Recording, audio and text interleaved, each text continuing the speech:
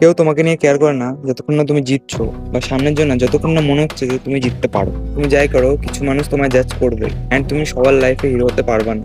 এই সমাজে money equal to power, and money তোমার পুরো লাইফটাকে চেঞ্জ করে দিতে পারে। রাইট ডাইরেকশনে হার্ড ওয়ার্ক অ্যান্ড কনসিস্টেন্সি তোমার ট্যালেন্টকেও বিট করে দেয়। নাথিং ইজ ইম্পসিবল, তুমি সব কিছু করতে পারবা। তোমার just right guidance, right environment and right mindset দরকার।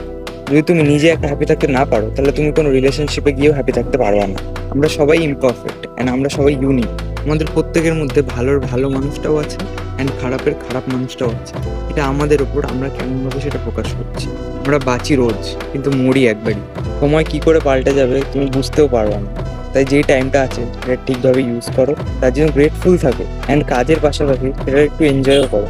আমাদের জন্ম আমাদের হাতে ছিল না, কিন্তু আমরা মরবো কিভাবে সেটা আমাদের হাতে আছে। জীবন একটাই, অ্যান্ড আমরা কেউই শিওর না যে এখানে আমরা কেন আছি। তাই যতদিন আছি এটাকে নিজের বেস্ট দিয়ে যাই।